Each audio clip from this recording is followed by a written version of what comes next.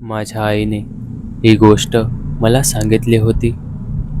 ती जेव्हा 10 वर्षाची होती तेव्हा ती माळगाव या गावात राहत होती. गाव खूप शांत, हिरवगार, डोंगरदऱ्यांनी वेढलेलं. संध्याकाळी झुरळ गाणं म्हणायची आणि रात्रीच्या वेळी सगळं गाव जणू काही कुजबुजायला लागतं. तेव्हा त्या काळात असं म्हटलं जायचं, माळगावात रात्री बाजार भरतो, पण तो माणसांचा नाही, भूतांचा असतो.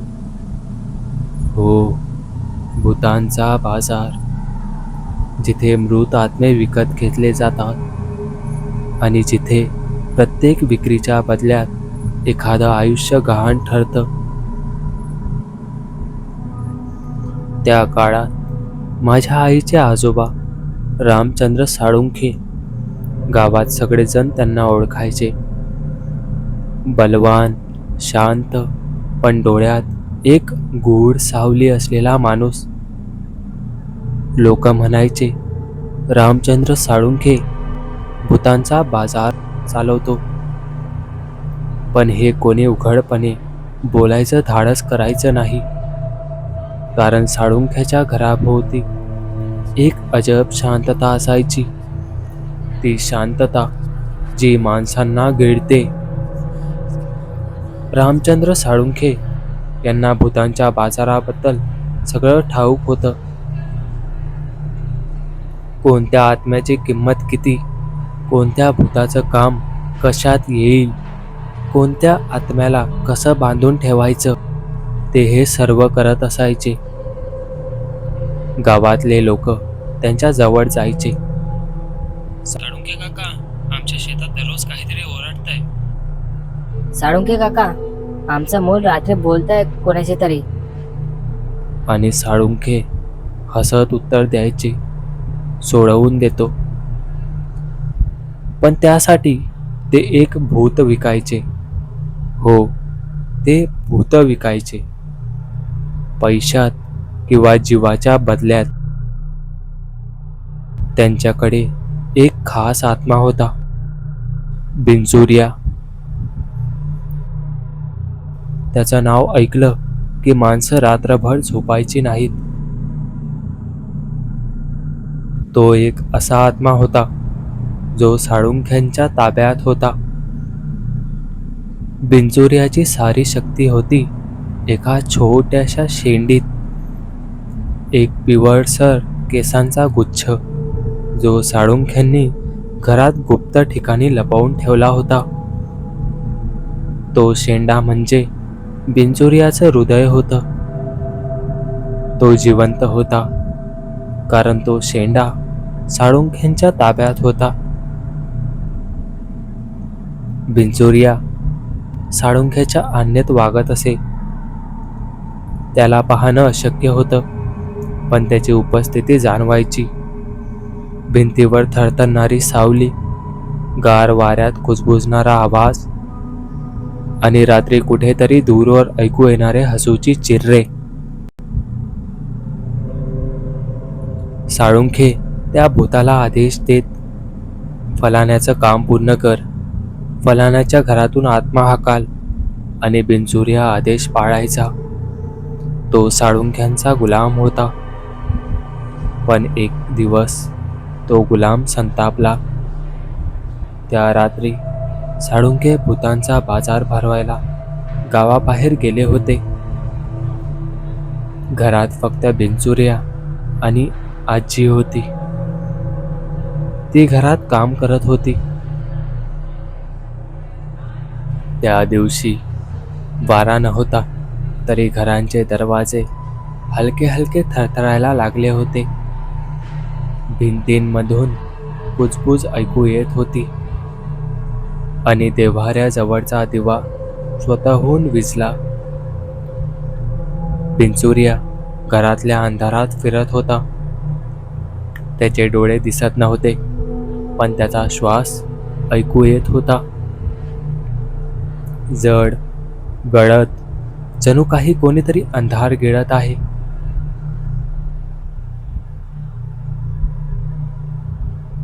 तो त्या शेंड्याकडे पाहत होता. तीच ती शेंडी जी त्याला साळुंख्याच्या ताब्यात ठेवत होती. त्याला माहीत होतं जोपर्यंत ती शेंडी साळुंख्याकडे आहे तोपर्यंत गुलामच राहणार. तो त्या शेंडीकडे हात लावू शकत नव्हता, कारण साळुंख्यांच्या मंत्रांनी त्याला बांधलेलं होतं. पण त्याला एक संधी मिळाली. घरात आजी एकटी होती. ती फुलं गोळा करून ठेवत होती. तेवढ्यात तिला कुणीतरी मागून म्हणालं, आई, ती शेंडी दे मला. ती वळली. कोणीच नव्हतं.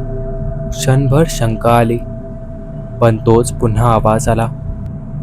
आई, ती शेंडी दे, मला हवी आहे. तो आवाज मुलासारखा शांत पण काहीतरी वेगळा होता. ती जवळ गेली. शेंडी देव्हाऱ्याजवळ ठेवलेली होती. तिने विचारलं, कोण आहेस तू? अंधारातून आवाज आला, मी बिनसूर्या. आजी थबकली. तिला त्या नावाचा अर्थ माहीत नव्हता. ती फक्त एवढं म्हणाली, बरं बाळा, घे हवी असेल तर. बिनचोऱ्या म्हणाला, नाही, तू दे मला, तुझ्या हाताने दे. ती हसली. बरं बाबा. तिने ती शेंडी हातात घेतली. ती शेंडी हलकी हलकी हलू लागली. आजीला जाणवलं जणू काही त्या केसांच्या गाठीमध्ये कोणी धडधडतंय. ती थोडी घाबरली, पण तरीही तिने ती शेंडी पुढे केली आणि क्षणात घरभर एक विचित्र थंडी पसरली. दारं आपोआप बंद झाली. देव्हाऱ्यातला घंटा आपोआप वाजू लागला. आजीने ती शेंडी पुढे दिली आणि बिनचुर्याने ती घेतली. त्या क्षणी एक भयानक किंकाळी ऐकू आली. घर हलायला लागलं. भिंतीवर सावल्या पळायला लागल्या आणि बिनचुर्या हसत हसत हवेत उडाला. त्याचे डोळे लाल झाले आणि तो ओरडला. माझी शेंडी माझ्याकडे आली. तो गडगडत हसला आणि क्षणात घरातून बाहेर पळाला. गावभर तो नाचायला लागला. बिनसूर्या आला, बिनसूर्या आला. लोकांनी दरवाजे बंद केले. कुत्रे ओरडू लागले. रात्रीचा काळोख दाटून आला आणि वारा जणू कोणाचं नाव कुजबुजू लागला. रामचंद्र, रामचंद्र साळुंखे. साळुंखे त्यावेळी गावाबाहेरून परत येत होते. रस्त्याच्या कडेला जुन्या वडाच्या झाडाखाली त्यांनी पाहिलं एक लाल प्रकाश वाऱ्यात तरंगतो आहे. ते पुढे गेले आणि त्यांच्या समोर बिनचुर्या उभा होता. त्याच्या हातात ती शेंडी होती. त्याच्या चेहऱ्यावर विकृत हसू आणि डोळ्यात रक्त. साळुंखे थबकले. बिनचुर्या? ते पुटपुटले. तो भूत हसला. रामचंद्र, तू खूप चांगलं केलंस. अनेक वर्ष मला बांधून ठेवलंस, पण आज माझी वेळ आली आहे. साळुंखे मागे सरकले. थांब, मी तुला पुन्हा बंदिस्त बनवतो. पण बिनचुर्याने हात उचलला आणि हवा गोठली. साळुंख्याचा श्वास अडकला. त्यांनी काहीतरी मंत्र पुटपुटायला सुरुवात केली, पण उशीर झाला होता. बिनचुर्या त्यांच्याकडे सरसावला. त्याने साळुंखेची मान पकडली. डोळ्यात रक्त, ओठांवर हसू आणि एका क्षणात साळुंख्यांची मान मोडली.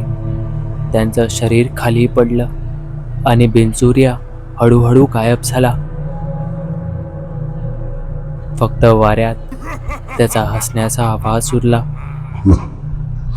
आता कोण भरेल भूतांचा बाजार? त्या रात्रीनंतर माळगावात कुणीही साळुंख्यांच्या घराजवळ गेलं नाही.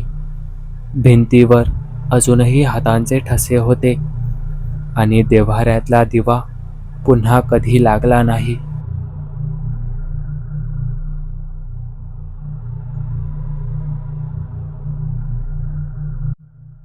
जर तुम्हाला ही कथा आवडली असेल तर या व्हिडिओला लाईक आणि शेअर करायला विसरू नका. जर तुम्ही आपल्या चॅनलवरती नवीन असाल तर आपल्या चॅनलला सबस्क्राईब नक्की करा आणि बेल आयकॉनवरती क्लिक करा, म्हणजे तुम्हाला पुढील येणाऱ्या व्हिडिओचे नोटिफिकेशन लगेच मिळेल.